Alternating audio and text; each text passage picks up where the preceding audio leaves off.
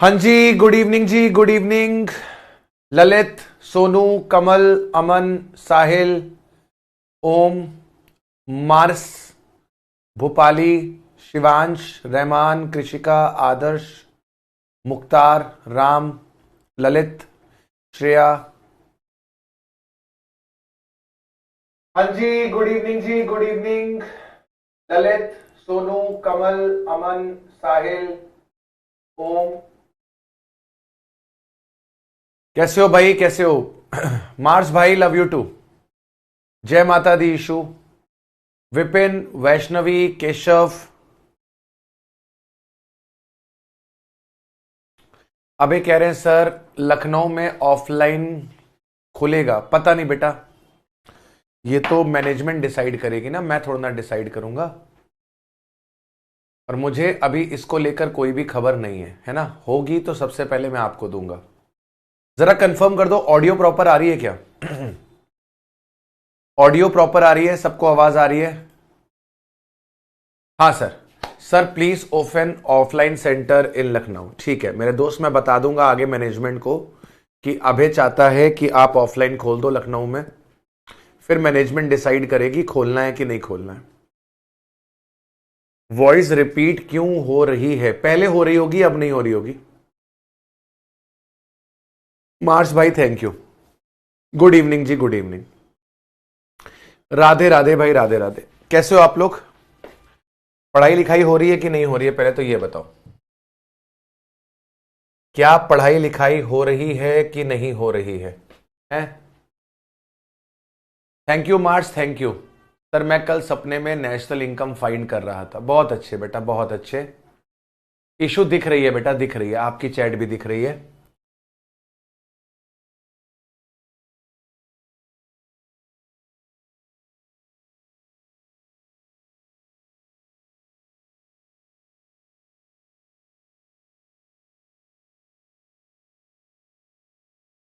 चलिए।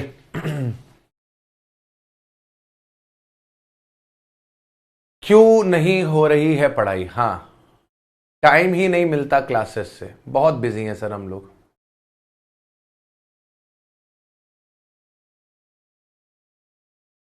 चलो sir whole. चलो चलो चलो चलो चलो। सपने में सीए बनने की ख्वाहिश आती है। पढ़ोगे नहीं तो बेटा सपने में ही बन पाओगे, अगर पढ़ लिख जाओगे तो असली में भी बन जाओगे।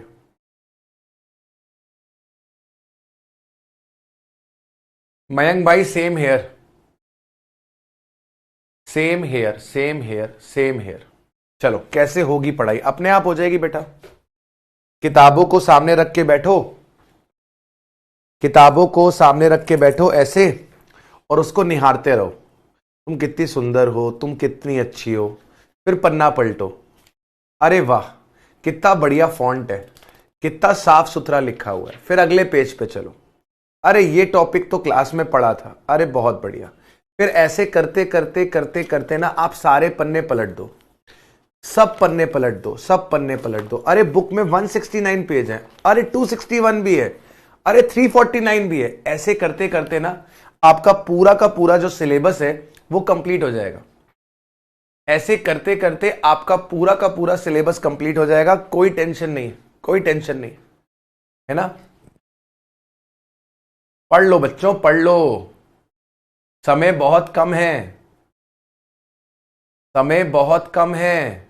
पढ़ो, है ना, बहाने मत बनाओ। चलो, हम लोगों ने अभी तक नेशनल इनकम एस्टिमेट करना सीख लिया है। आज की क्लास में हम कुछ थ्योरेटिकल पॉइंट्स पढ़ेंगे। आज की क्लास में हम लोग कुछ थ्योरेटिकल पॉइंट्स पढ़ेंगे, जैसे जीडीपी और वेलफेयर में क्या रिलेशन है, रिलेशन है भी कि नहीं, नेशनल इनकम की यूजफुलनेस क्या है। ठीक है, थ्योरेटिकल पॉइंट्स हैं ये। इसके अलावा पर कैपिटा इनकम क्या होती है, नहीं पर कैपिटा आज नहीं पढ़ेंगे। रियल जीडीपी क्या होता है, नॉमिनल जीडीपी क्या होता है,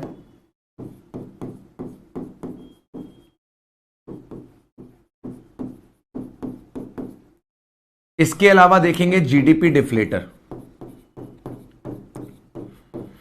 लेकिन क्लास को शुरू करें उससे पहले कुछ एमसीक्यूज मैं आपके लिए लेकर आया हूं।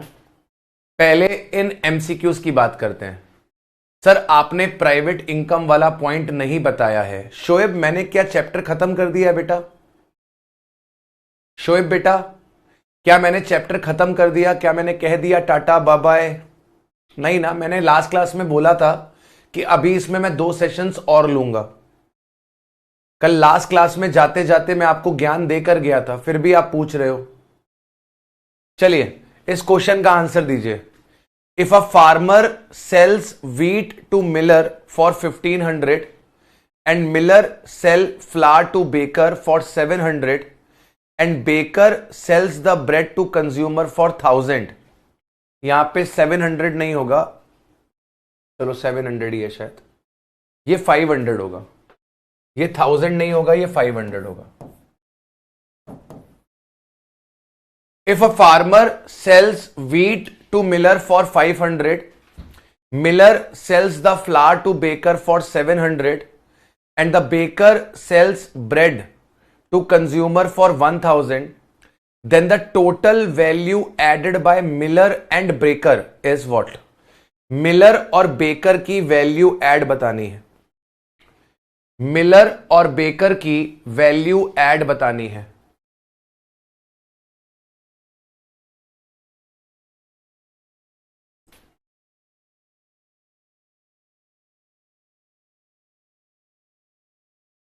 मिलर और बेकर की वैल्यू एडिशन बतानी है कि मिलर और बेकर ने कितनी वैल्यू ऐड करी है। मिलर और बेकर ने कितनी वैल्यू ऐड करी है।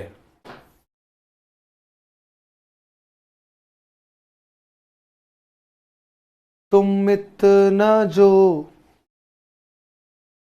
मुस्कुरा रहे हो,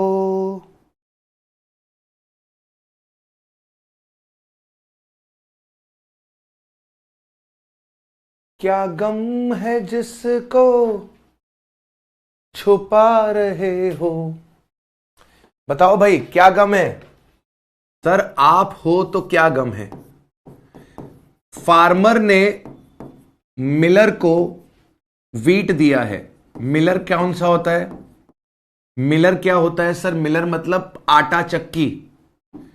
फार्मर ने 500 रुपए का व्हीट दिया है मिलर को। मिलर ने क्या किया है सर? मिलर ने आटा बना के बेकर को दे दिया है। मिलर ने आटा बनाकर बेकर को दे दिया है। और बेकर ने क्या किया है सर? बेकर ने ब्रेड बनाकर कंज्यूमर को दे दी है।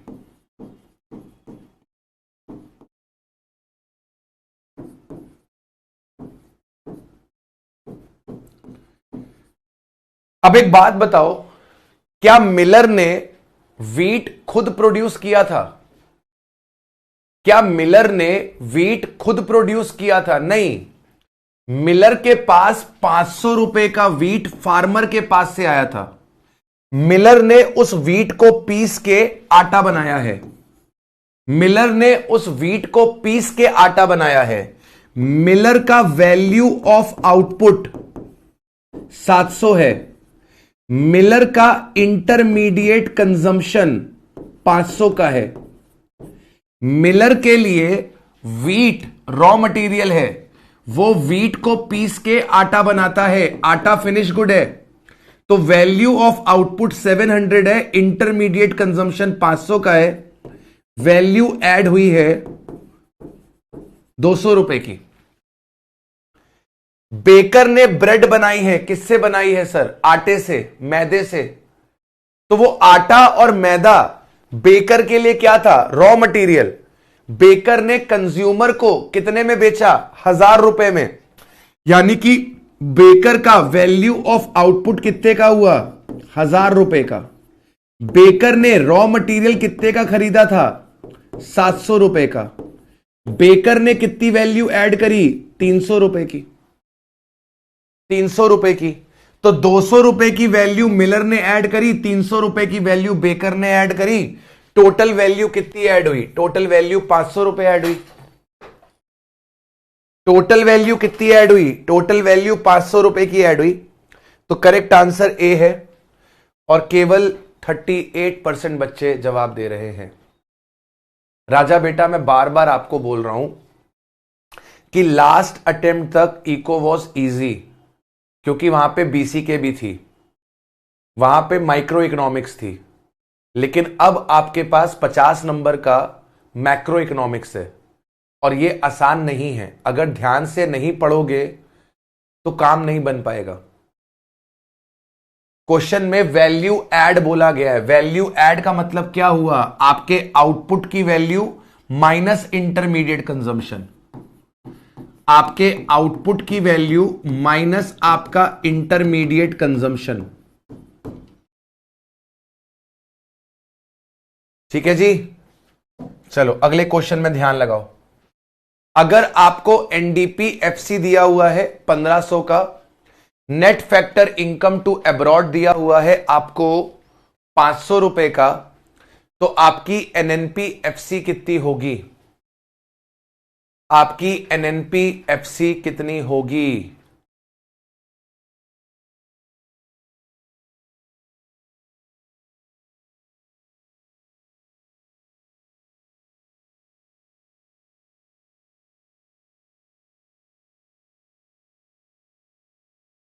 Net factor income to abroad 500, NDP FC 1500, आपका एनएनपी एफसी क्या निकल कर आएगा?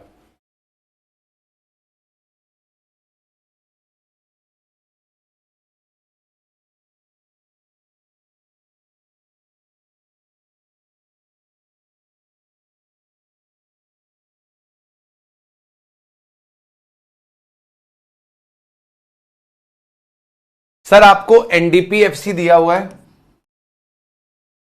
सर आपको एनडीपी एफसी दिया हुआ है 1500 रुपए का। आपको एनएनपी एफसी पे जाना है,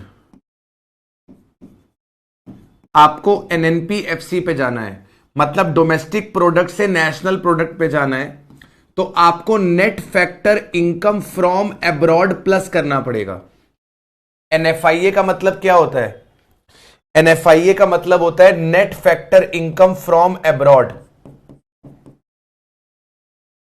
net factor income from abroad, मतलब आपके पास अब्रॉड से कितना पैसा आया, अब्रॉड से कितना पैसा आया। और क्वेश्चन में आपको क्या दे रखा है?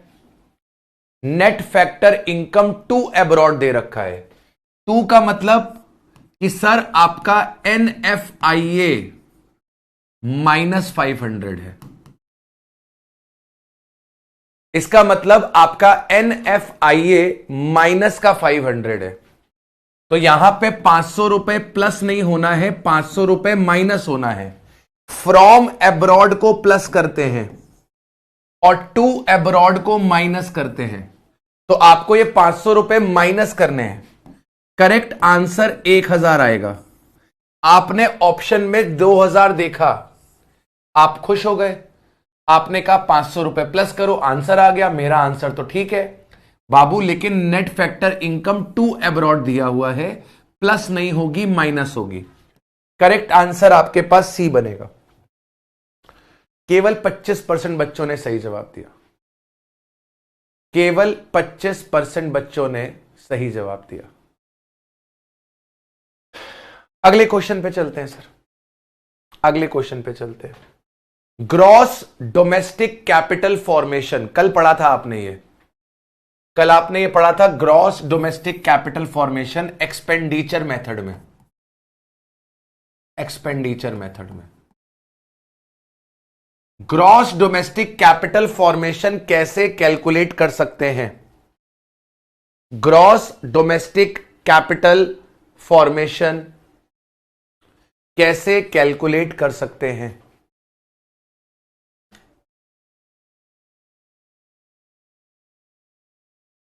बताओ जी।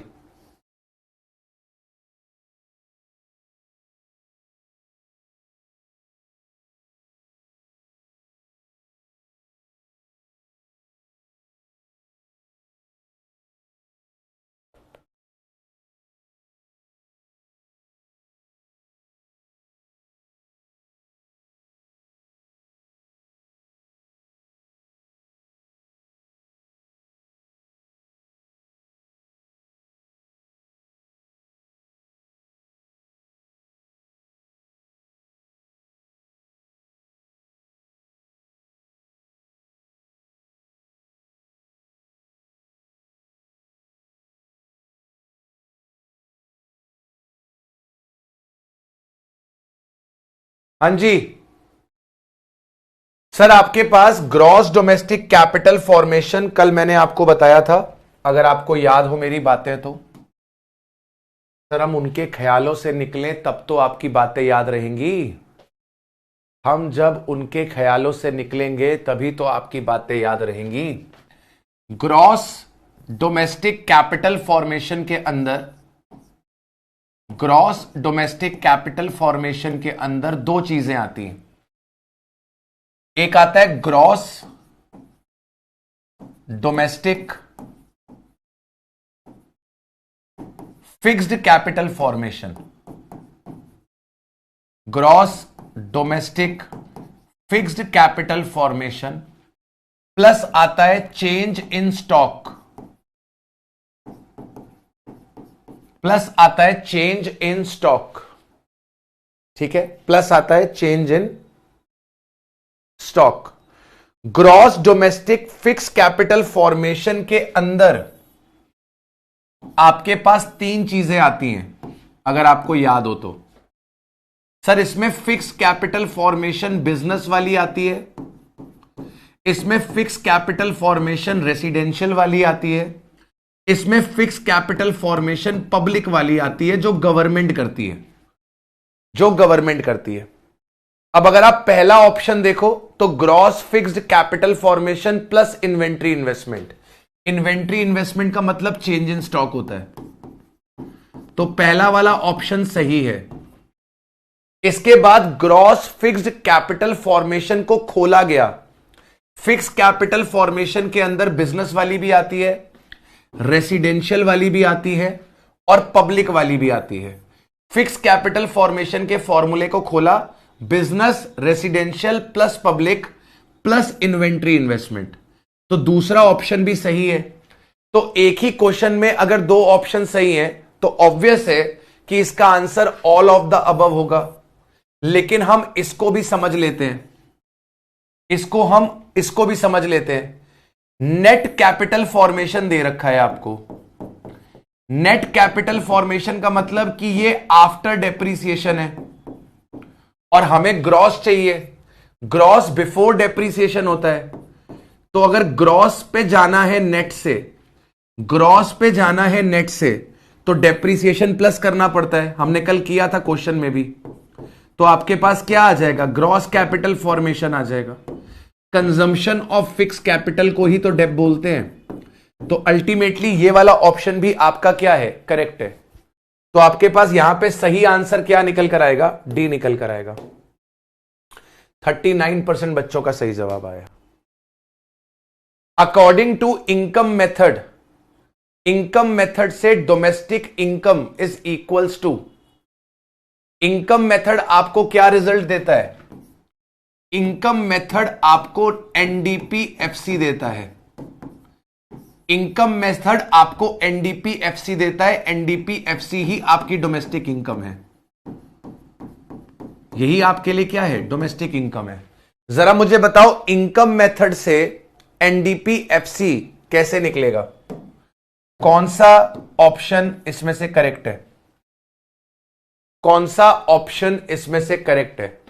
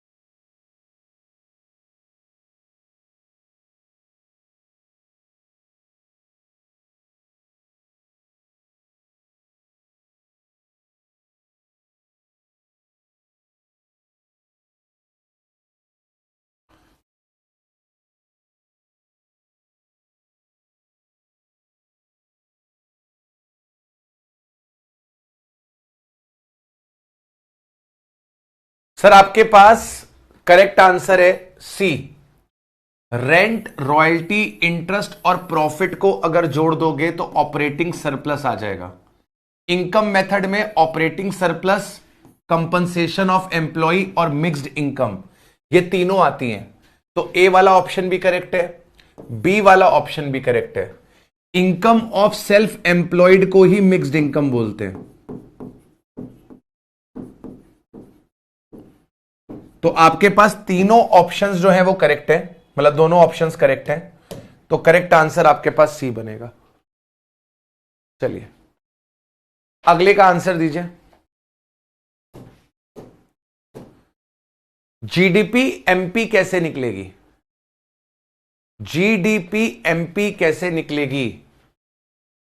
जीडीपी एमपी कैसे निकलेगी? जीडीपी एमपी कैसे निकलेगी?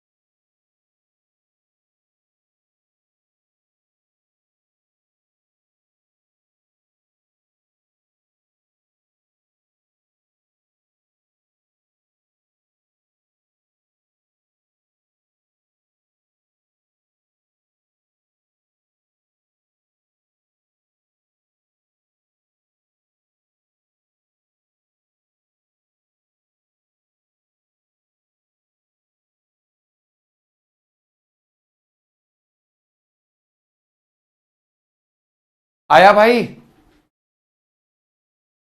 क्या आंसर है? मैंने पोल नहीं दिया ना इस क्वेश्चन में, दिया था, खत्म हो गया। चलिए इसमें सही आंसर क्या है? Sir compensation of employ, operating surplus और मिक्स्ड इनकम को प्लस करेंगे। अगर इन तीनों को प्लस करेंगे तो हमारे पास क्या आएगा? NDP FC. हमारे पास क्या आएगा? हमारे पास आएगा एनडीपी एफसी। तो ये ऑप्शन तो गलत हो गया। Compensation of employ, operating surplus और मिक्स्ड इनकम को प्लस करेंगे तो एनडीपी एफसी आएगा। एनडीपी एफसी में अगर डेप्रीसिएशन को प्लस कर देंगे, अगर एनडीपी एफसी में डेप्रीसिएशन को प्लस कर देंगे तो gross domestic product at factor cost आ जाएगा। Gross domestic product at factor cost आ जाएगा। और अगर उसमें एनआईटी ऐड कर देंगे, फैक्टर कॉस्ट में एनआईटी ऐड कर देंगे तो जीडीपी एमपी हो जाएगा। तो आपके पास जो करेक्ट ऑप्शन है वो आपके पास बी है, सी फालतू ऑप्शन है, डी फालतू ऑप्शन है। तो आपके पास करेक्ट ऑप्शन जो निकल कर आ रहा है वो निकल कर आ रहा है बी। पोल चेक कर लेते हैं। शोएब बेटा क्या खा रहे हो आजकल? शोएब बेटा तुक्के तो नहीं मारते हो? शोएब बेटा तुक्के तो नहीं मारते हो? ये मैं दूसरी बार देख रहा हूं आप टॉप पे आए हो। शोएब के सारे आंसर्स करेक्ट हैं, सत्य काम शर्मा जी के सारे आंसर्स करेक्ट हैं, मार्स के 4 आउट ऑफ 5, मोहम्मद के 4 आउट ऑफ 5, तान्या, करण, ललित, तौफीक, आदित्य, ईशु, इन सब के 4 आउट ऑफ 5, इन सब के 4 आउट ऑफ 5। एक बारी शोएब के लिए और सत्य काम के लिए क्लैप हो जाए। एक बारी शोएब के लिए और सत्य काम के लिए क्लैप हो जाए। ये दोनों बच्चों के लिए तालियां हो जाए क्योंकि इन लोगों के 5 आउट ऑफ 5 निकल कर आए हैं। मतलब ये बच्चे पढ़ाई कर रहे हैं। जिनके 4 आउट ऑफ 5 है वो भी पढ़ रहे हैं, ये नहीं कहूंगा कि वो नहीं पढ़ रहे हैं, वो भी पढ़ रहे हैं। चलो मैंने आपको जीडीपी और एनएनपी मतलब डोमेस्टिक इनकम और नेशनल इनकम में फर्क बता दिया था। क्या मैंने आपको डोमेस्टिक प्रोडक्ट में और नेशनल प्रोडक्ट में फर्क बता दिया था?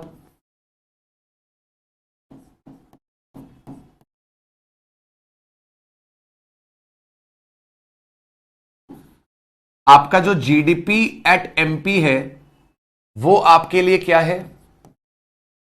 वो आपके लिए ग्रॉस डोमेस्टिक प्रोडक्ट है। आपका जो जीडीपी एमपी है वो आपके पास क्या है सर? वो आपके पास gross domestic product at market price है। तो जो हम जीडीपी की बात करते हैं कि इंडिया की जीडीपी इतनी, यूएसए की जीडीपी इतनी, वो हम किसकी बात कर रहे होते हैं? जीडीपी एमपी की बात कर रहे होते हैं। तो जीडीपी एमपी में मैंने आपको एक चीज बताई थी कि इसमें हमारा मेन फोकस किस पे होता है? जब हम जीडीपी एमपी निकालते हैं तो हमारा मेन फोकस किस पे होता है? हम किस पे फोकस करते हैं सर? हम ये देखते हैं कि production of final goods and services कहां पर हुआ होना चाहिए? Production of final goods and services कहां पर होना चाहिए? डोमेस्टिक टेरिटरी में। चाहे ये प्रोडक्शन किसने किया हो? आपके रेसिडेंट ने किया हो या फिर किसी नॉन रेसिडेंट ने किया हो। हमारा मेन फोकस किस पे है? डोमेस्टिक प्रोडक्ट पे। हमारा मेन फोकस किस पे है? हमारा मेन फोकस किस पे है? डोमेस्टिक प्रोडक्ट पे हमारा मेन फोकस है। डोमेस्टिक टेरिटरी पे हमारा मेन फोकस है। हमारा मेन फोकस कहां है? डोमेस्टिक टेरिटरी में। मतलब ये अगर इंडिया है तो इस इंडिया में ये इंडिया की डोमेस्टिक टेरिटरी हो गई। तो इंडिया की डोमेस्टिक टेरिटरी में जो भी प्रोडक्शन हुआ है, इंडिया की डोमेस्टिक टेरिटरी में जो भी प्रोडक्शन हुआ है, ये प्रोडक्शन चाहे रेसिडेंट ने किया हो चाहे ये नॉन रेसिडेंट ने किया हो, हम इस प्रोडक्शन को जीडीपी एमपी में कैलकुलेट करेंगे। हम इस प्रोडक्शन को जीडीपी एमपी में कैलकुलेट करके चलेंगे। Very good. विवेक कह रहे हैं सर डोमेस्टिक प्रोडक्ट का मतलब इंडिया और नेशनल प्रोडक्ट का मतलब इंडियंस। बिल्कुल सही है, कह सकते हो आप ऐसे, कह सकते हो आप ऐसे। Everyone who is making that is not relevant. ठीक है, अब इसी में ना एक पॉइंट आपके पास निकल कर आता है, इसी में आपके पास एक पॉइंट निकल कर आता है, रियल जीडीपी और नॉमिनल जीडीपी। इसी में आपके पास एक पॉइंट निकल कर आता है, रियल जीडीपी और नॉमिनल जीडीपी।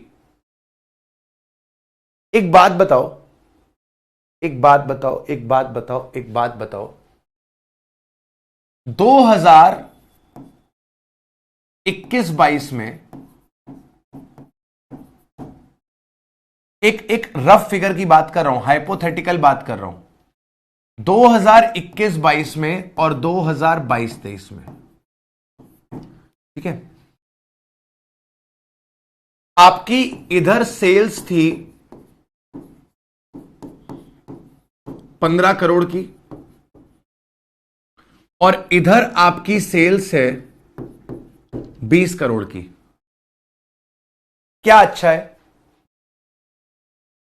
इन दोनों साल्स में कौन से साल की सेल अच्छी है? इन दोनों सालों में कौन से साल की सेल अच्छी है? 2021-22 में आपकी सेल 15 करोड़ थी, 2022-23 में आपकी सेल 20 करोड़ की है। इन दोनों में से आपको क्या लग रहा है कौन सी सेल अच्छी है? ऑब्वियसली आप कहोगे सर ये ज्यादा अच्छी है, ये ज्यादा अच्छी है क्योंकि हमने 20 करोड़ की सेल करी है और 20 करोड़ 15 करोड़ से ज्यादा होता है। लेकिन एक चीज को समझो, आपके पास 2021-22 में आपका जो सेलिंग प्राइस था, 2021-22 में आपका सेलिंग प्राइस जो था वो 85 रुपीस पर यूनिट का था। यानी कि अगर आप यूनिट सोल्ड देखो, अगर आप यूनिट सोल्ड देखो तो आपकी यूनिट सोल्ड कितनी आएगी? 15 डिवाइडेड बाय 85, 15 1 2 3 डिवाइड बाय 85, आपके पास सेल निकल कर आ रही है 64,706 यूनिट्स की, और यहां पर आपका जो सेलिंग प्राइस था वो था मान लीजिए 150 पर यूनिट का। यहां पर आपका सेलिंग प्राइस था 150 पर यूनिट का।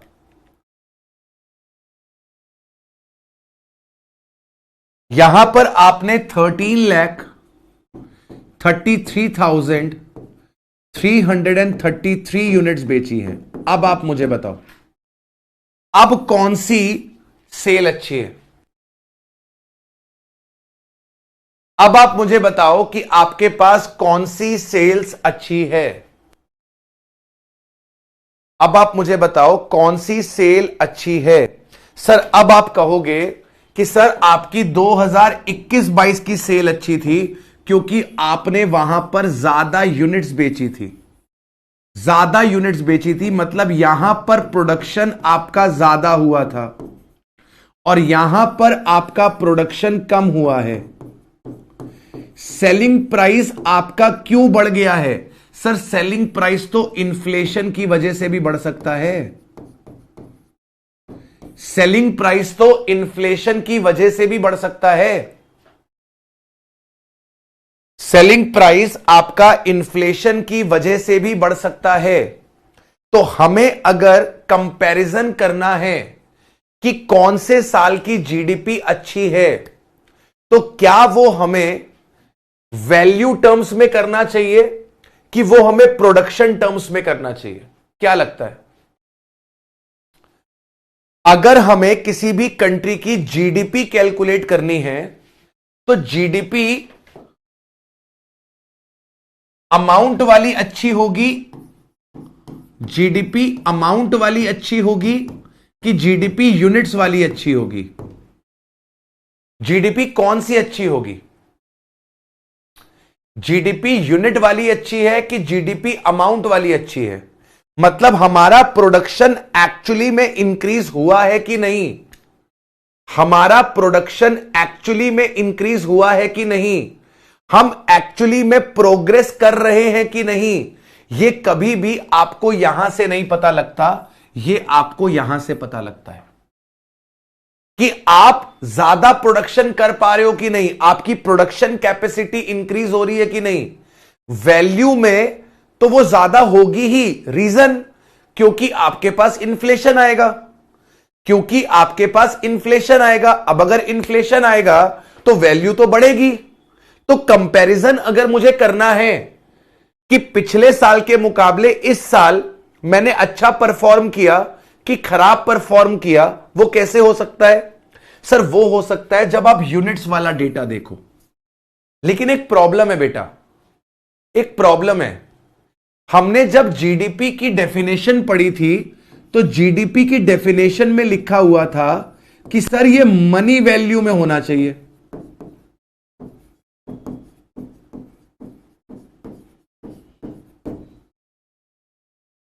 वहां पे क्या लिखा हुआ था?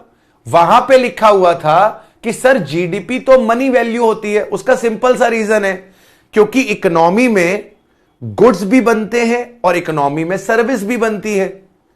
गुड्स को तो क्वांटिफाई कर सकते हो लेकिन सर्विसेज को क्वांटिफाई कैसे करोगे? गुड्स को तो क्वांटिफाई कर पाओगे लेकिन सर्विसेज को क्वांटिफाई कैसे करोगे? नहीं कर पाओगे। तो यहां पर आपके पास कॉन्सेप्ट निकल कर आता है, यहां पर आपके पास कॉन्सेप्ट निकल कर आता है रियल जीडीपी का और नॉमिनल जीडीपी का। यहां पर आपके पास कॉन्सेप्ट निकल कर आता है रियल जीडीपी का और नॉमिनल जीडीपी का। नॉमिनल जीडीपी क्या होती है? सर ये आपकी जीडीपी होती है एट करंट प्राइसेस।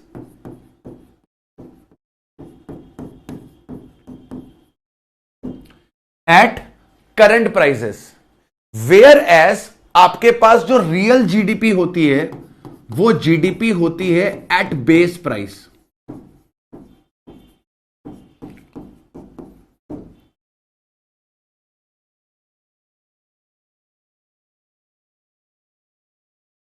ये आपके पास क्या होती है? सर ये आपके पास होती है एट बेस प्राइस। एवरीवन, मेरी बात समझ में आ रही है क्या? सबको मेरी बात समझ में आ रही है क्या? नॉमिनल जीडीपी क्या होती है? सर ये जीडीपी होती है एट करंट प्राइस, और रियल जीडीपी क्या होती है? Base price. बेस प्राइस आपका वो प्राइस होता है जिसको हम बेस बना रहे हैं।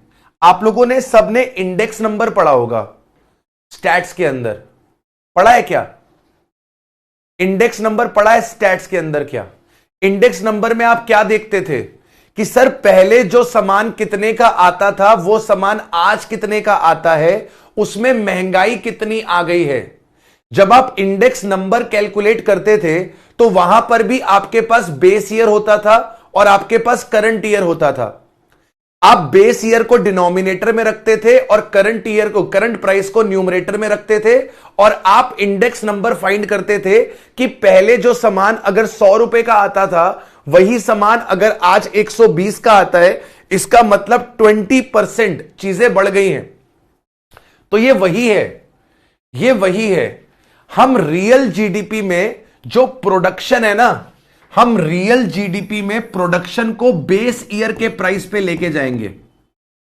रियल जीडीपी में हम क्या करेंगे? रियल जीडीपी में अपन क्या करेंगे? जो हमारा करंट प्रोडक्शन है ना, जो हमारा करंट प्रोडक्शन है of final goods and services, मतलब 2023-24 में हमने जो गुड्स एंड सर्विसेज बनाई है ना, उन्हें हम वैल्यू करेंगे at base price. Base price कुछ भी हो सकता है गवर्नमेंट बेस प्राइस 2020-21 को ले ले, हो सकता है गवर्नमेंट बेस प्राइस 2021-22 को ले ले। मतलब आज का प्रोडक्शन, करंट प्रोडक्शन वैल्यू करा जाएगा बेस प्राइस पे, ताकि हमें एक्चुअली में यह पता लगे कि हमारा प्रोडक्शन कितना बड़ा है। बेस प्राइस पे वैल्यू करने से क्या होगा? बेस प्राइस पे वैल्यू करने से क्या होगा? सर आपका जो इन्फ्लेशन है वो इग्नोर हो जाएगा। आपका इन्फ्लेशन जो है वो इग्नोर्ड हो जाएगा और आपके पास एक्चुअल वैल्यू आएगी कि आपका प्रोडक्शन बड़ा है कि नहीं बड़ा। मेरी बात समझ में आ रही है? जैसे इसी एग्जाम्पल में अगर मैं 2021-22 के प्राइस को बेस बना दूं, अगर मैं 2021-22 के प्राइस को बेस बना दूं, तो मेरी रियल सेल कितनी हो जाएगी? सर आपने 20 करोड़ की सेल करी है 150 रुपए के प्राइस पे, जबकि आपका बेस प्राइस 85 का है, जबकि आपका बेस प्राइस 85 का है। तो 20 डिवाइड बाय 150 इंटू 85, मेरे पास सेल आ गई है 11.33 करोड़ की। तो मैं क्लियरली चेक कर सकता हूं कि 21-22 में मैंने 15 करोड़ की सेल करी थी 85 रुपीस के हिसाब से। 21-22 में मैंने 15 करोड़ की सेल करी थी 85 रुपीस के हिसाब से। आज मैंने 11.33 की सेल करी है 85 रुपीस के हिसाब से। तो मुझे पता चल जाएगा कि मेरा ग्रॉस डोमेस्टिक प्रोडक्ट, मेरा जीडीपी एक्चुअली में बढ़ा है कि घटा है। मेरी बात समझ में आ रही है? तो रियल जीडीपी क्या होती है? रियल जीडीपी क्या होती है? सर रियल जीडीपी होती है आपका आज का आउटपुट, आपका आज का output multiplied by base year का प्राइस। आपका आज का output multiplied by base year का price. It is better, real GDP better है एंड मोर रिलायबल है index of the welfare of the economy. आपका रियल जीडीपी आपको सच्ची में बताता है कि आपका प्रोडक्शन बढ़ा है कि नहीं। अगर प्रोडक्शन एक्टिविटी इंक्रीज हुई होगी तो उससे एम्प्लॉयमेंट भी जनरेट हुई होगी। तो जो नंबर्स में जीडीपी है, आपके पास जो करंट प्राइस पे जीडीपी है, वो कभी भी आपको यह नहीं बताएगी कि आपकी इकोनॉमी आगे बढ़ी है कि नहीं बढ़ी है, लेकिन आपको रियल जीडीपी बताएगी। वहीं पे नॉमिनल जीडीपी क्या है? ये करंट आउटपुट है करंट प्राइस पे, करंट आउटपुट है करंट प्राइस पे, करंट आउटपुट है करंट प्राइस पे। Comparatively it is not a good index, it is not a good index of the welfare of the economy. तो अगर exam में question आ जाए कि बाबू रियल जीडीपी में और नॉमिनल जीडीपी में बेटर इंडेक्स कौन सा है जो वेलफेयर बताएगा आपके पास इकोनॉमी का, nominal GDP, real GDP, both of the above, none of the above, तो आप किस पे टिक करके आएंगे? सर आप रियल जीडीपी पे टिक करके आएंगे। आप किस पे टिक करके आएंगे? आप रियल जीडीपी पे टिक करके आएंगे कि रियल जीडीपी जो है वो ज्यादा बेटर इंडेक्स है जो बताता है regarding the welfare of economy, जो बताता है regarding the welfare of economy.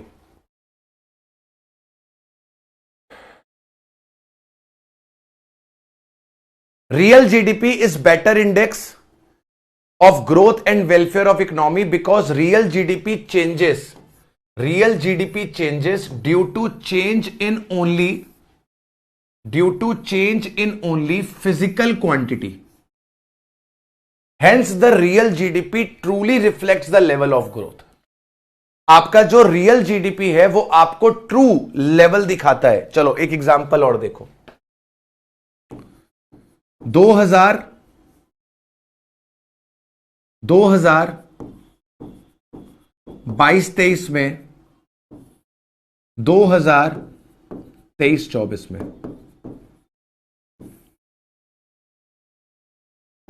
आपने सेल करी मान लो 15 करोड़ की, और यहां पे आपके पास जो सेलिंग प्राइस था वो 100 रुपए पर यूनिट का था।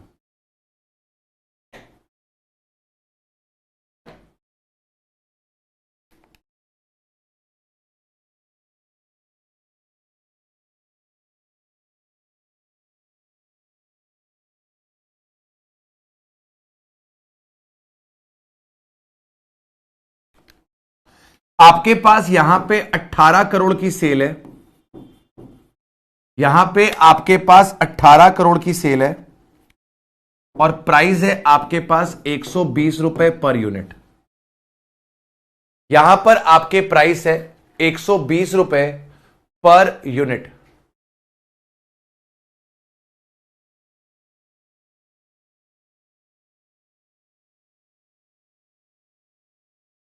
भार्गव बेटा समझ में नहीं आया तो क्लास को छोड़ो और जाओ।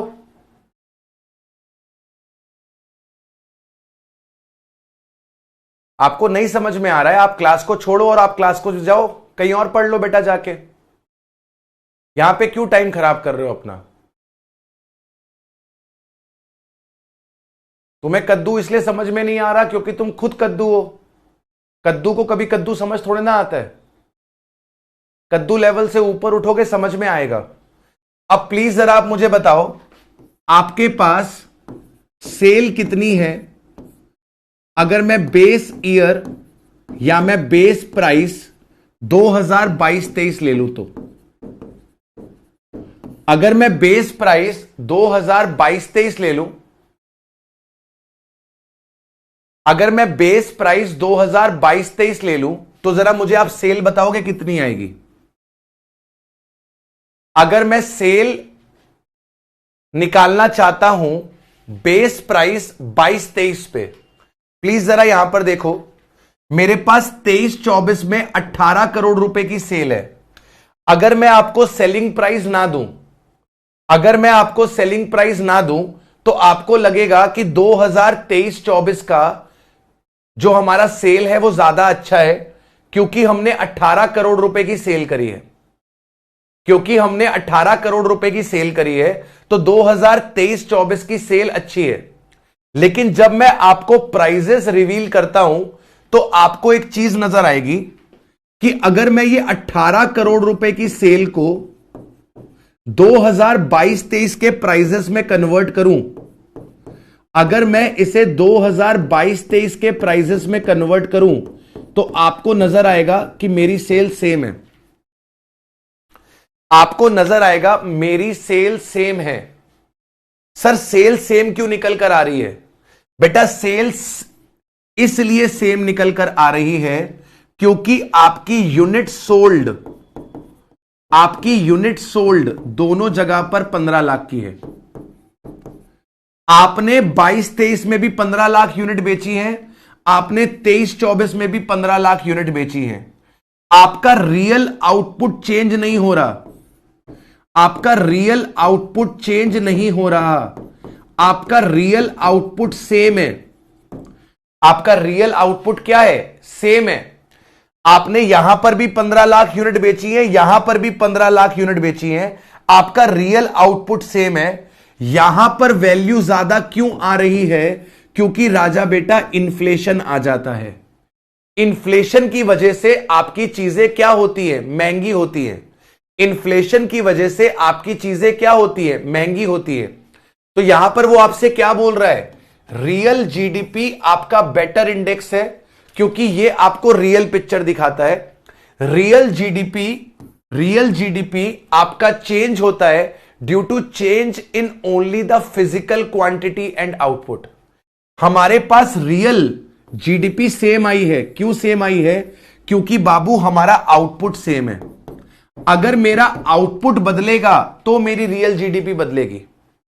मेरा आउटपुट अगर बदलेगा तो मेरी रियल जीडीपी बदलेगी। एवरीवन, अगर मेरा आउटपुट बदलेगा तो मेरी रियल जीडीपी बदलेगी। प्लीज कंफर्म करेंगे, प्लीज कंफर्म करेंगे। सर नहीं समझ में आ रहा, कोई बात नहीं, अभी आ जाएगा, अभी आ जाएगा।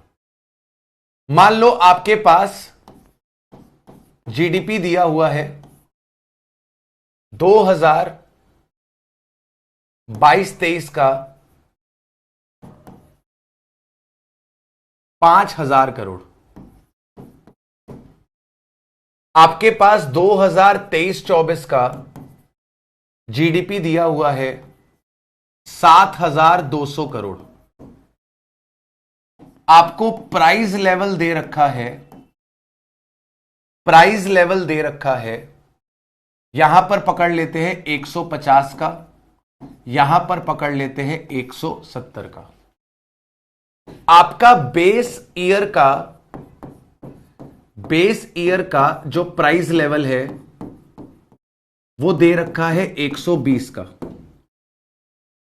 बेस ईयर का जो प्राइस लेवल दे रखा है वो दे रखा है 120 का। प्लीज मेरी बात को समझना, मैं आपसे क्या बोल रहा हूं। मैं आपसे कह रहा हूं कि ये जो डेटा आपको दिया हुआ है 2022-23 का और 2023-24 का, ये किसको रिप्रेजेंट कर रहा है? ये किसको रिप्रेजेंट कर रहा है? सर ये रिप्रेजेंट कर रहा है नॉमिनल जीडीपी को। ये किसको रिप्रेजेंट कर रहा है? ये रिप्रेजेंट कर रहा है बेटा किसको? ये रिप्रेजेंट कर रहा है आपको नॉमिनल जीडीपी को।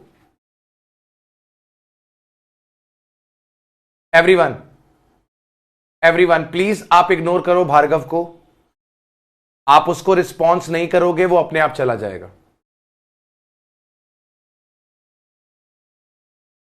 आप उसको रिस्पॉन्ड नहीं करोगे वो अपने आप चला जाएगा, ठीक है ना? Let him B. आपके पास ये जो गिवन है 2022-23 का जो जीडीपी गिवन है, 2023-24 का जो जीडीपी गिवन है, ये कौन सा जीडीपी है? नॉमिनल जीडीपी है। नॉमिनल जीडीपी क्या होती है? सर नॉमिनल जीडीपी होती है, नॉमिनल जीडीपी होती है current output at current price. Current output at current price, उसको क्या बोलते हैं? Nominal GDP. रियल जीडीपी क्या होती है? रियल जीडीपी होती है current output at base price. Current output at base price, ठीक है? Current output at base price. Please अब मेरी बात सुनना। अगर मैं आपसे कहूं कि आपको रियल जीडीपी निकालनी है तो रियल जीडीपी कैसे निकालोगे? अगर मैं आपसे कहूं कि आपको रियल जीडीपी निकालनी है तो रियल जीडीपी आप कैसे निकालोगे? ये 5,000 करोड़ रुपए की वैल्यू कैसे आई है? इस 150 पे आई है। ये 5,000 करोड़ की वैल्यू कैसे आई है? 150 पे आई है। मुझे 120 वाली वैल्यू चाहिए। ये 5,000 करोड़ की वैल्यू 150 पे आई है, मुझे 120 पे वैल्यू चाहिए, तो कैसे निकालेंगे सर? 5,000 करोड़ को आप 150 से डिवाइड कर दो। जब आप 5,000 करोड़ को 150 से डिवाइड कर दोगे, जब आप 5,000 करोड़ को 150 से डिवाइड करोगे तो आपके पास करंट आउटपुट आ जाएगा। 5,000 करोड़ को जब आप 150 से डिवाइड करोगे तो आपके पास करंट आउटपुट आ जाएगा, और इसको बेस ईयर के प्राइस लेवल से जब आप मल्टीप्लाई कर दोगे तो आपके पास रियल जीडीपी आ जाएगी। तो 5,000 करोड़ डिवाइडेड बाय 150 इंटू 120, ये आपके पास आ रही है 4,000 करोड़ की। तो 5,000 करोड़ की जो नॉमिनल जीडीपी है, अगर उसमें से इन्फ्लेशन हटा दें, 5,000 करोड़ की जो नॉमिनल जीडीपी है, अगर इसमें से इन्फ्लेशन हटा दें तो वो रियल जीडीपी हो जाएगी 4,000 करोड़ की। यानी कि 1,000 करोड़ रुपए जो वैल्यू ज्यादा दिख रही है वो इन्फ्लेशन की वजह से दिख रही है। अब समझ में आया? 1,000 करोड़ जो वैल्यू ज्यादा दिख रही है वो किसकी वजह से दिख रही है? वो इन्फ्लेशन की वजह से दिख रही है। सिमिलरली ये काम आप यहां पे करो। 7,200 करोड़ किसको रिप्रेजेंट कर रहा है? 170 को रिप्रेजेंट कर रहा है। मुझे यहां पे 120 चाहिए।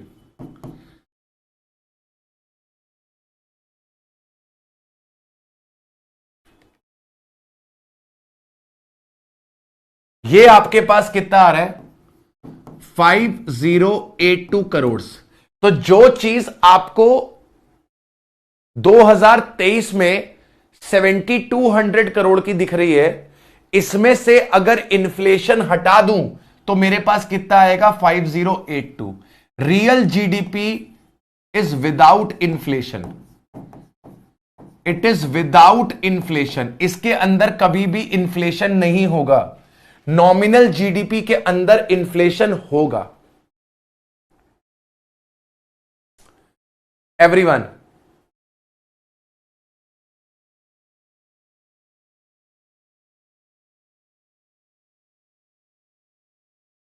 वन 120 बेस ईयर का प्राइस लेवल है। इंडेक्स नंबर में पढ़ा होगा ना, ये जो प्राइस लेवल होते हैं ये इन्फ्लेशन इंडेक्स होते हैं। Price level is what? Price level is indexation factor.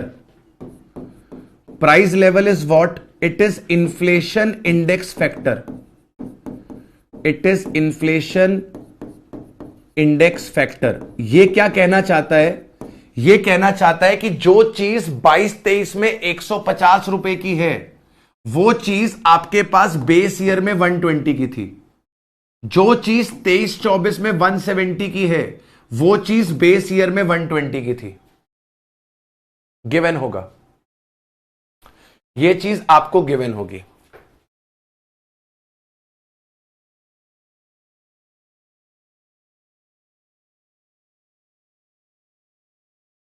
अब बात करते हैं जीडीपी डिफ्लेटर की। जीडीपी डिफ्लेटर की। GDP deflator refers to the ratio of nominal GDP and real GDP multiplied by 100. It is also known as the price index. GDP deflator आपको क्या बताने वाला है कि कितनी महंगाई हो गई है।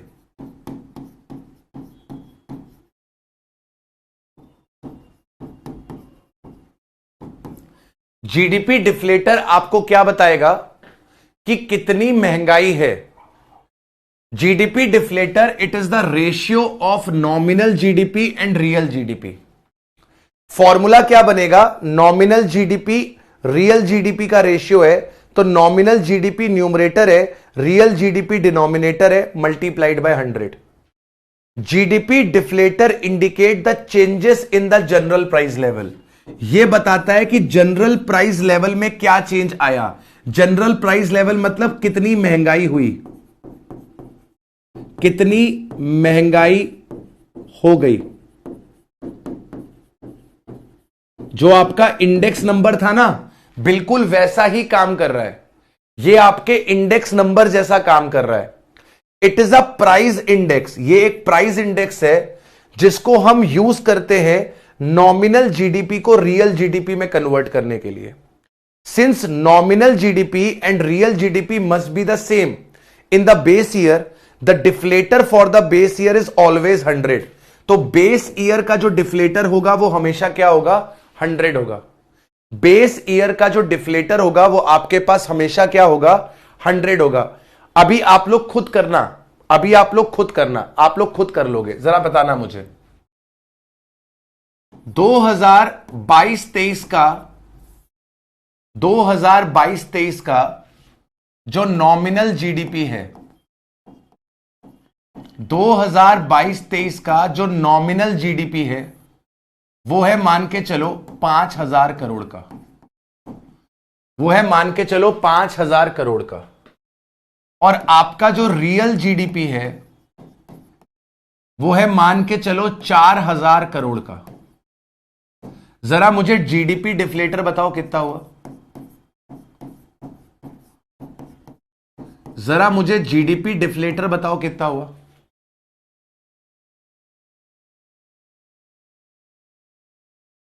मार्च अभी लेता हूं मैं आपका डाउट। जरा मुझे जीडीपी डिफ्लेटर बताओ क्या हुआ? करण अभी समझा रहा हूं। जीडीपी डिफ्लेटर क्या है? जीडीपी डिफ्लेटर नॉमिनल जीडीपी का और रियल जीडीपी का रेशियो है।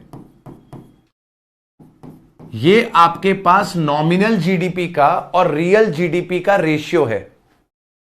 यहां पे आपके पास 5,000 करोड़ है, यहां पे आपके पास 5,000 करोड़ है और यहां पे आपके पास 4,000 करोड़ है इंटू 100। ये आपके पास कितना आ रहा है? ये आपके पास आ रहा है 125। ये आपके पास कितना आ रहा है? 125। कितना आ रहा है बेटा? ये आ रहा है आपके पास 125। 125 का मतलब क्या है? 125 का मतलब क्या है? ये प्राइस इंडेक्स है। 125 is what? It is a price index. 125 is what? It is a price index. 125 is what? Is a price index. ये क्या बता रहा है? ये बताना चाह रहा है कि बेस ईयर में जो चीज 100 रुपए की आती थी, बेस ईयर में जो चीज 100 रुपए की आती थी वो आज कितने की हो गई है? 125 की हो गई है। ये आपको ये बताना चाहता है कि बेस ईयर में जो चीज 100 रुपए की आती थी वो चीज आज कितने की हो गई है? 125 रुपए की हो गई है। बात समझ में आ रहा है? जीडीपी डिफ्लेटर आपको क्या बता रहा है? It is a general price level. It is a general price level. ये रेशियो आपको क्या बताएगा कि बेस ईयर के कंपैरिजन में, बेस ईयर के कंपैरिजन में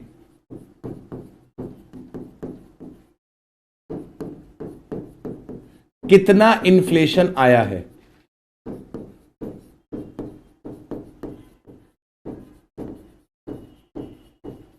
बेस ईयर के कंपैरिजन में आपके पास कितना इन्फ्लेशन आया है। बेस ईयर के कंपैरिजन में कितना इन्फ्लेशन आया है, यह आपको जीडीपी डिफ्लेटर बताएगा। बेस ईयर का प्राइस लेवल आपको हमेशा 100 लेना है। बेस ईयर का प्राइस लेवल आपको हमेशा क्या लेके चलना है? 100 लेके चलना है। बेस ईयर का प्राइस लेवल हमेशा 100 लेके चलना है।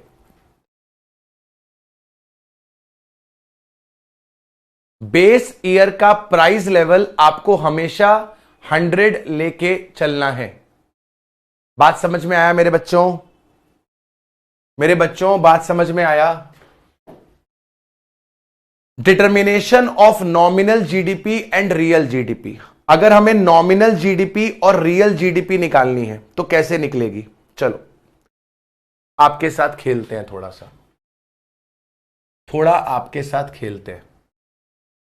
मान लो आपको रियल जीडीपी दे रखा है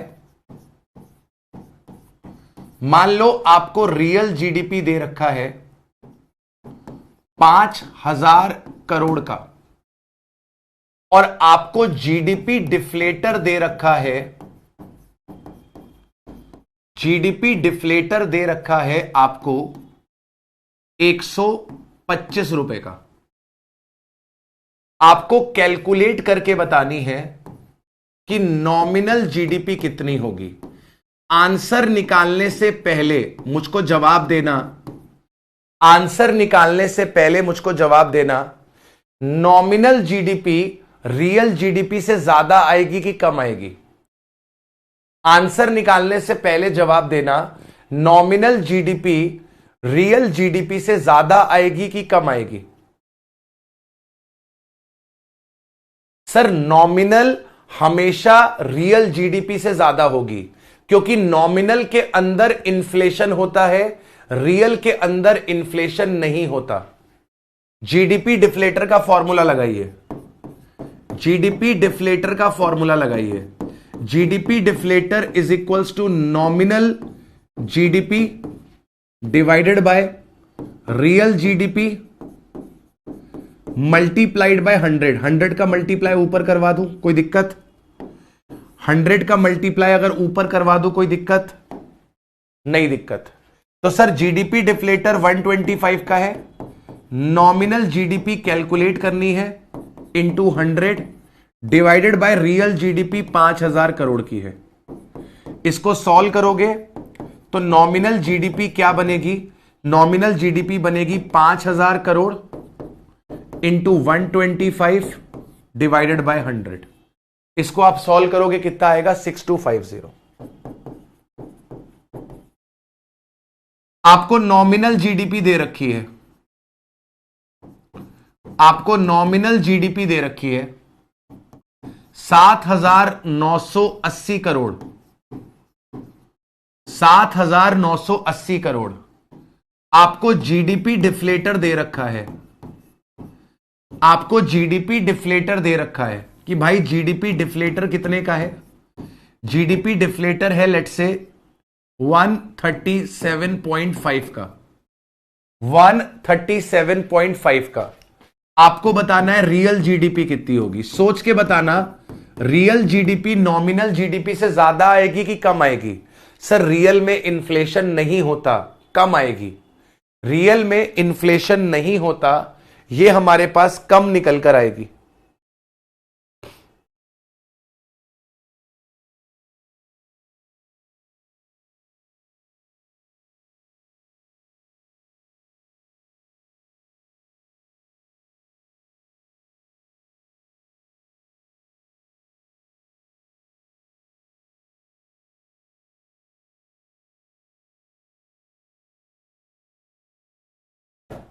हाँ जी सर, रियल जीडीपी हमेशा कम आएगी। सिंपल फॉर्मूला है, GDP deflator is equals to nominal GDP divided by real GDP into 100। GDP deflator मैंने आपको दिया 137.5, नॉमिनल जीडीपी आपको दे रखी है 7980 into 100 divided by real GDP. Real GDP is equals to 7980 into 100 divided by 137.5। कितना आ रहा है?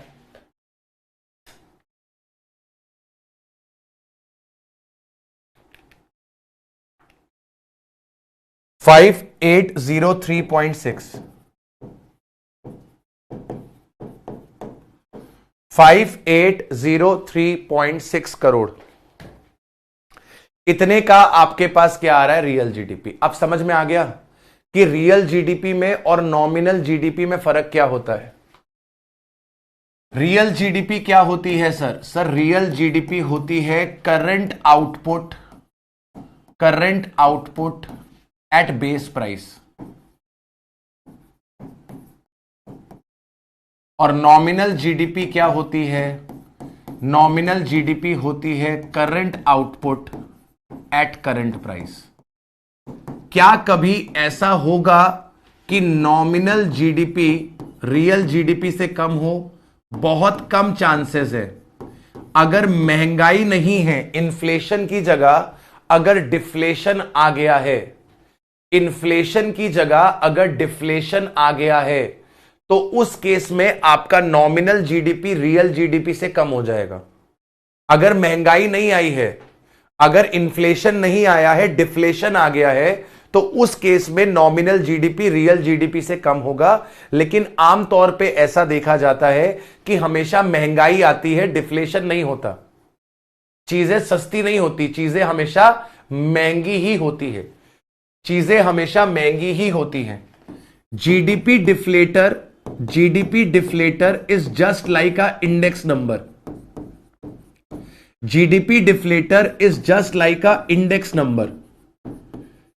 It is just like a index number. ये आपको क्या बताता है? ये आपको प्राइस लेवल बताता है।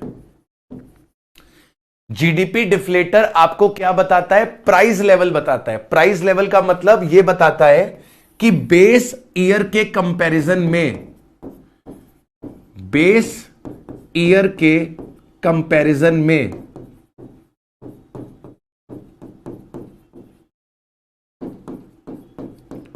आज प्राइजेस क्या है, आज की जगह करंट प्राइजेस क्या है। बेस ईयर के कंपैरिजन में आपके करंट प्राइजेस क्या है, यह आपको जीडीपी डिफ्लेटर बताता है। GDP deflator is a ratio between nominal GDP and real GDP multiplied by 100। अच्छा, एक बात बताओ, अगर आपका जीडीपी डिफ्लेटर, अगर आपका जीडीपी डिफ्लेटर 100 से ऊपर है, तो इसका मतलब कि सर इन्फ्लेशन है, इसका मतलब कि सर महंगाई हुई है।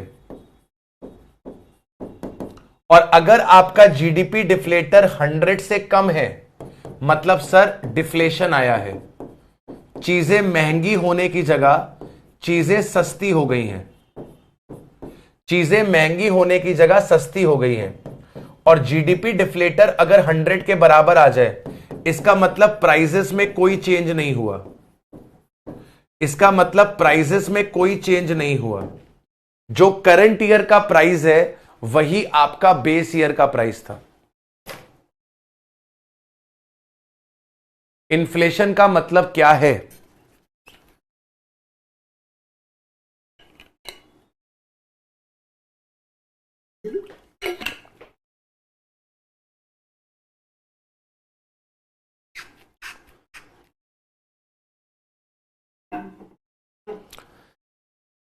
इन्फ्लेशन का मतलब है भार्गव बेटा कि तुम्हारे घर वालों को तुम्हें घर पे बांध के रखना चाहिए था एक कमरे के अंदर,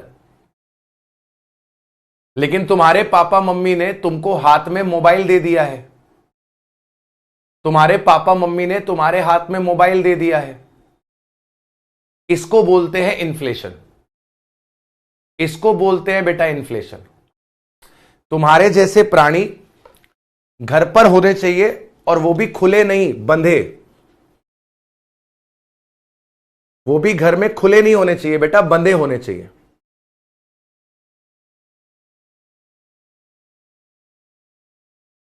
लेकिन तुम्हारे पिताजी ने तुम्हारे हाथ में मोबाइल दे दिया है, यही इन्फ्लेशन है।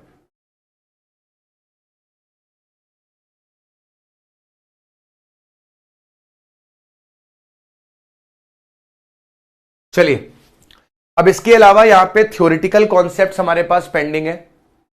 इसके अलावा हमारे पास यहां पर थ्योरेटिकल कॉन्सेप्ट्स पेंडिंग है। एक पॉइंट और पढ़ लेते हैं।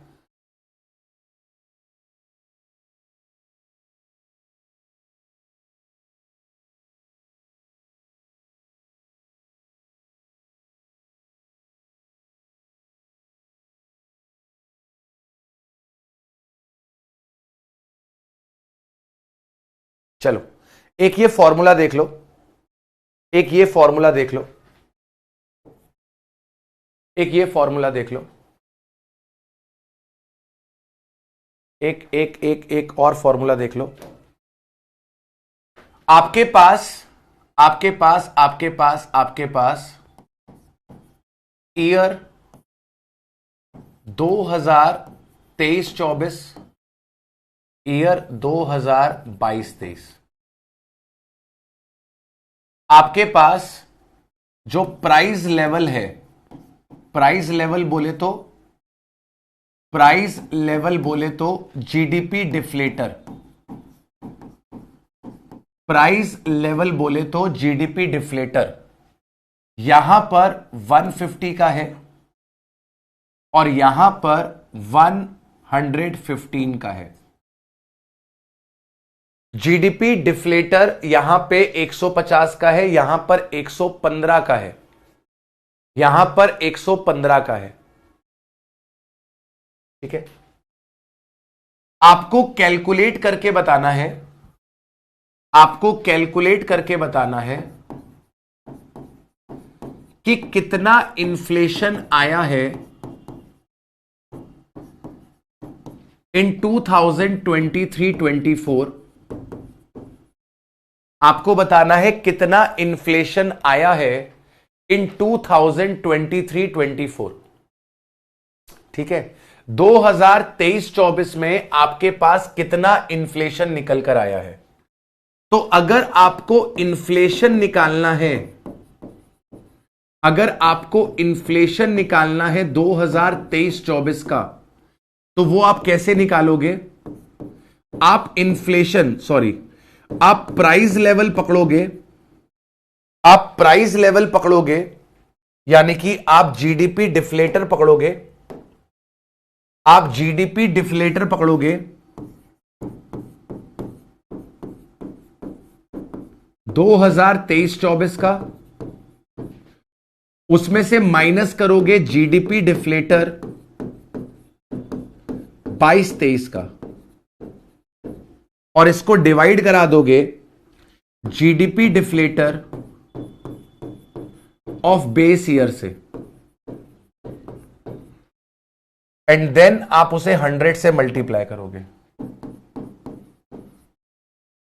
यानी कि 150 माइनस 115 डिवाइडेड बाय 100 इंटू 100। तो ये आपके पास कितना आ जाएगा? ये आपके पास कितना आ जाएगा? अच्छा, ये बेस ईयर का मत उठाना, ये आपके पास 22-23 का आएगा।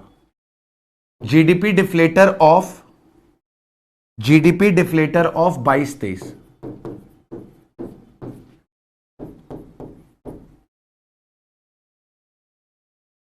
35 डिवाइडेड बाय 115 इंटू 100 कितना आ रहा है? कितना आ रहा है?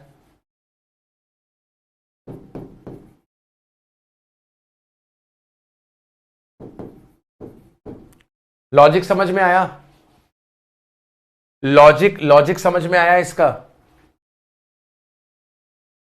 इसका लॉजिक समझ में आया? मतलब अगर आपको 2 ईयर के बीच में, अगर आपको 2 ईयर के बीच में इन्फ्लेशन पता लगाना है, अगर आपको 2 ईयर के बीच में इन्फ्लेशन पता लगाना है, तो ईयर 2 का जो डिफ्लेटर है उसमें से ईयर 1 का जो डिफ्लेटर है उसको माइनस करिए और ईयर 1 के डिफ्लेटर से डिवाइड करके 100 से मल्टीप्लाई कर दीजिए। अगर आपको यह पता लगाना है कि 22-23 से 23-24 में कितनी महंगाई हुई है, आपको यह पता लगाना है 22-23 से 23-24 में कितनी महंगाई हुई है, तो ईयर 2 का डिफ्लेटर माइनस ईयर 1 का डिफ्लेटर डिवाइड बाय ईयर 1 का डिफ्लेटर इंटू 100। यह बेसिकली पता है क्या लग रहा है? परसेंटेज चेंज का फॉर्मूला। यह फॉर्मूला किसका है? यह फॉर्मूला किसका है? परसेंटेज चेंज का। क्या फॉर्मूला याद करने की जरूरत है? क्या फॉर्मूला याद करने की जरूरत है?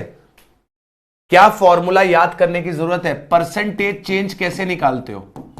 परसेंटेज चेंज निकालते हो new minus old divided by old into 100। Percentage change ऐसे ही तो निकालते हो। तो अब आप क्या कर रहे हो? ईयर 2 का डिफ्लेटर माइनस ईयर 1 का deflator divided by year 1 into 100, यही तो कर रहे हो ना। परसेंटेज चेंज ही तो निकाल रहे हो। Year 2 minus year 1 divided by year 1 into 100, same वही फॉर्मूला है, रटने की कोई जरूरत नहीं है। हो जाएगा, हो जाएगा ये वाला फॉर्मूला भी।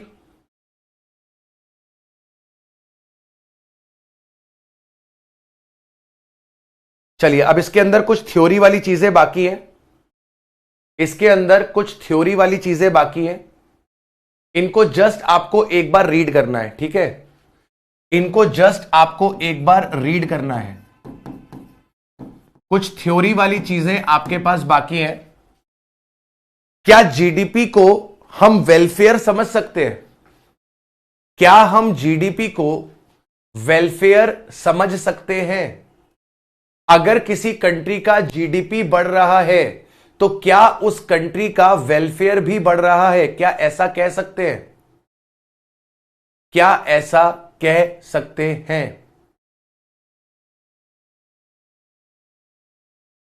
क्या हम ऐसा कह सकते हैं? The answer is no.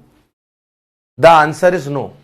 Sir GDP बढ़ने से वेलफेयर बढ़ रहा है, इनका आपस में कोई लिंक नहीं है। समझो बात को, इंडिया की जीडीपी ग्रो कर रही है, लेकिन इंडिया की जीडीपी का मैक्सिमम पोर्शन अगर किसी 2-4 लोगों के पास जा रहा है तो क्या वेलफेयर हो रहा है?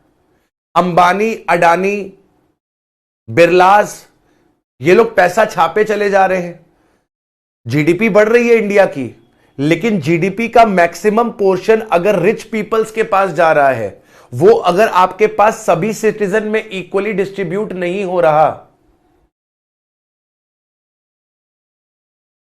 तो क्या होगा? तो क्या होगा? वेलफेयर होगा? क्या वेलफेयर होगा? अगर आपकी इंडिया की जीडीपी बढ़ रही है लेकिन उस जीडीपी का मैक्सिमम शेयर रिच पीपल्स के पास जा रहा है तो क्या इससे वेलफेयर होगा? नहीं। अगर अमीर और अमीर होता जा रहा है, गरीब और गरीब होता जा रहा है, क्या इससे आपका वेलफेयर होगा? नहीं, इससे आपका वेलफेयर नहीं होगा। सर नॉमिनल जीडीपी तो बढ़ रही है लेकिन रियल जीडीपी नहीं बढ़ रही। नॉमिनल जीडीपी तो बढ़ रही है लेकिन रियल जीडीपी नहीं बढ़ रही, तो क्या होगा?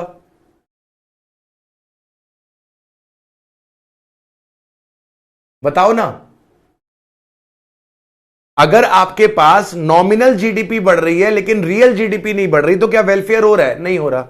तो इसी तरीके के आपके पास यहां पर पॉइंट्स है।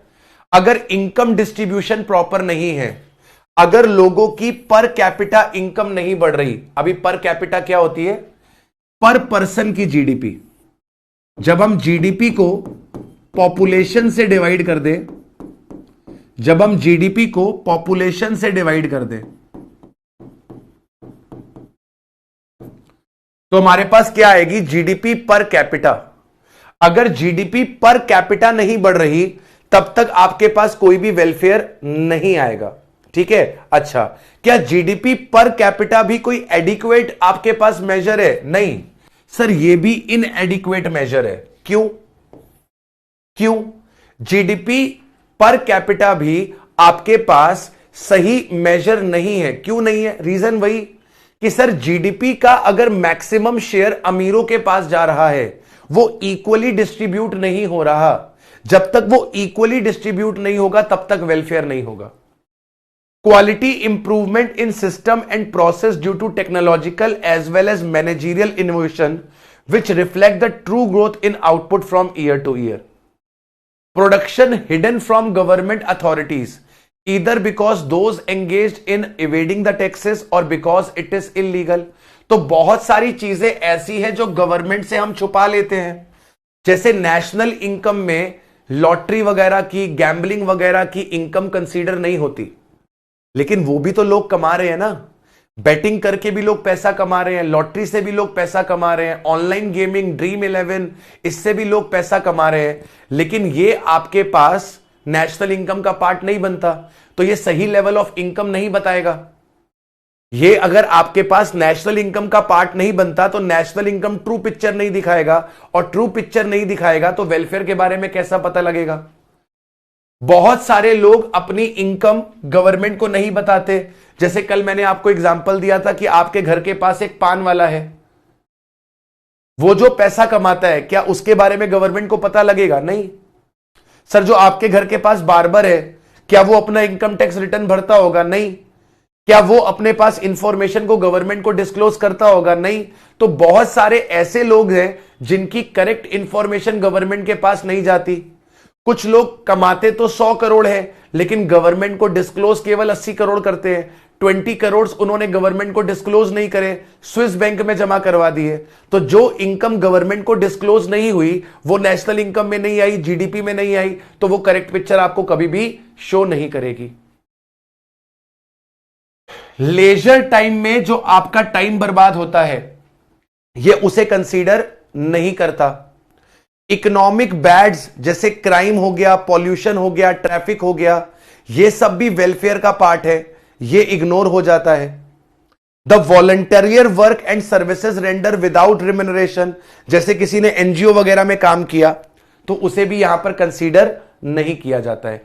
एक बार इनको रीड करना, यहां से एग्जाम में कुछ भी आने के चांसेस कम है। It is less important topic. तो जो थ्योरी वाला पोर्शन है इसमें से आप एक बार रीड कर लेना, ठीक है। अब कल की क्लास के अंदर हम लोग प्योर प्रैक्टिकल बात करेंगे, हम लोग प्राइवेट इनकम समझेंगे, हम लोग पर्सनल डिस्पोजेबल इनकम समझेंगे,